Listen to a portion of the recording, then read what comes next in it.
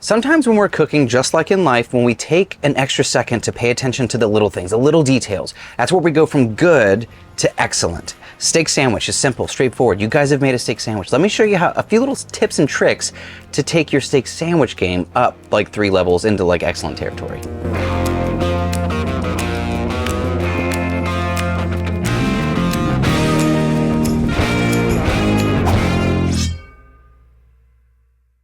I'm gonna start with my steak. I'm not gonna be cooking it just yet because I have something I wanna do. This is called scruffing. If you guys have watched the show, you've seen this before. I'm not doing like a single steak per person. I want a big, thick steak, like a steak for 2 or maybe even 3. This thing's huge. I'm scruffing. That's when we take a very sharp knife and we basically just make a crosshatch pattern. What we're doing is we're creating more surface area, little nooks and crannies for all of our seasoning to get in. And the texture changes too. We get those crispy little bits. So your crust, it's a more dynamic crust. So that's tip number 1, right? We're giving the steak a chance to breathe, a chance to have more surface area, a chance for more crispiness. Now I've got my high plains steak and my blackened seasoning, and I'm gonna go pretty hard. This is one of the nice things about a huge steak like this. I can get a really beautiful, flavorful crust because I'm not worried about overcooking my steak. So go hard on all sides. You'll see as you start, even if you want to, you can use your tongs, you can kind of push into those little nooks and crannies. Again, that's scruffing, opens up surface area, and it allows the seasoning to hold, which is really, really nice. And that's it. This is a tip number 2, I should say. Screaming hot, set to stun, oil, screaming hot griddle, and throw your steak down. You want it sizzling instantly because we want to preserve a nice medium at the end on this beautiful ribeye. While that's going, we can get to the rest of our stuff. I've got an onion, simple yellow onion.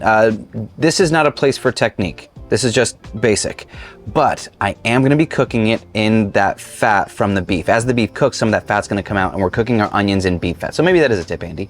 Cook your onions in beef fat. Let those cruise for just a bit. Let's get to our sauce. Very simple sauce, but we could just do mayonnaise. But we're doing mayonnaise, a bit of Grey Poupon, or CJ, he would love that, and a bit of Worcestershire sauce. That's it. These 3 little things take mayo to a new level. We're bringing some acidity with the mustard, and we're bringing a bit of savory with the Worcestershire sauce. Done. If you want to, you can add a little color at the end, just a bit of parsley. It just makes everything look nicer. So that's another tip. 3. That's 3.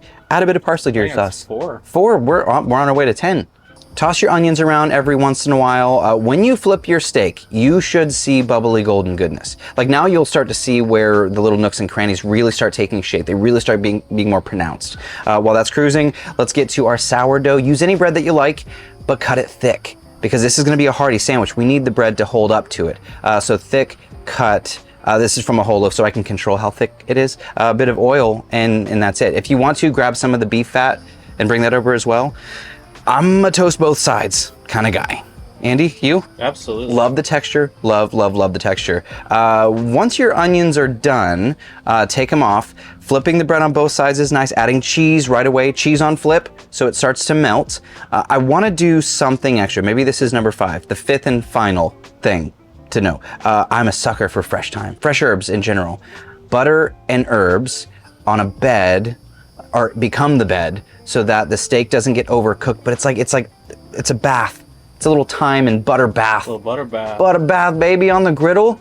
So what's happening is the steak is finishing cooking with residual heat, not direct heat because the thyme is keeping it elevated. But what's happening is all this butter, this fantastic flavor. You can even like flop the steak over, let it sit around in that thing. But when we rest, make sure it's coated in the butter, throw the herbs on top and let it rest with the herbs. It's just gonna, like all the flavors just gonna sink into that steak. Bring your bread off, let your steak rest for at least 5 minutes before we slice it. Then it's time to build. We're gonna sauce both sides. Be as generous or as selfish. Do you like, what's the opposite of generous? Generous? Shellfish. Shellfish. Obviously. The sauce as much as you like. Then onions, then arugula. I love arugula. It's peppery. It's more than just lettuce. It's like a flavorful, beautiful green. And then some of that stunning steak over the top. If you want this to be more rare, cook it faster. If you like this more well done, please don't do well done, but you could go medium well over the top. But that's the kind of sandwich people like send texts about. I had this sandwich, you gotta look at it. So this is the one people Instagram about. Absolutely. This is your steak sandwich, like to the next level. That's what you need. For all the newbies out there who haven't had your griddle that long, cleaning and storing your griddle is very, very simple. If you've seasoned it correctly, scrape it clean, push everything out through that rear grease, and then add a bit of water. If some like leftover stuff is really stubborn, the steam is gonna lift all of the stubborn stuff so we have a nice clean surface. Then I'm gonna add a bit of oil, and that's it. This is the main thing. Clean it after you cook, while your food's resting or while your food's still hot and you wanna take a second so you don't burn your mouth, and make sure it's shiny. Clean it right after, make sure it's shiny. That's all you gotta remember. I'm gonna go out on a limb and say this is like not beard friendly. However, Ethan, is it Ethan friendly? Yeah. Did you get down with that? Yeah. Is that your jam, Andy? Absolutely. I said that a lot this episode. Here we go. Most definitely.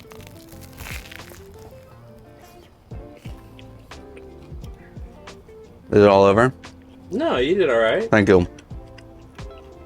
So it is beard friendly. I got no words for that. It's a savory bomb. The melty cheese is wonderful. It's almost like a grilled cheese on the tops and bottom, whatever. Wow. The sweetness of the onions, the arugula. Mm-hmm. You gotta be done with this episode. I got nothing to say. Whoa. That's what I gotta say. Whoa. I don't think I could eat a whole one of those. That is a behemoth of a sandwich. Don't worry, I got you. Thanks, Ethan. I appreciate it. So, things to remember. Scruff your steak. Little cross hatches. Opens up surface area so seasoning can stick. Super high heat. Get that crust. What were the other tips? Season your mayo. Oh, the butter bath. Put the thyme. Yeah, parsley in the sauce. Toast both sides of your bread. Were there a few other tips in there? Probably. I'm sure. If I missed anything, let me know down in the let us know comments. down below in the comments. What other tips did you take from this? Thank you. I'm gonna need a nap. I didn't finish the whole thing. Let's do it. Wow. I'm down. Okay. Caramelize your onions and beef fat. That was the other one. That's all I got. Thank you so much. Let me know in the comments below. What would you like to see in the future? Are you gonna make this? And I hope you do. I really hope you do because it's crazy. Do all the stuff. Like, comment, subscribe, all that fun stuff. This is Cook, Eat, Repeat, where I'd like to help you become a better cook one recipe at a time. I'm your host, Chef Nathan Lippy. See you guys in the next video. If I survive this behemoth. Mm-hmm.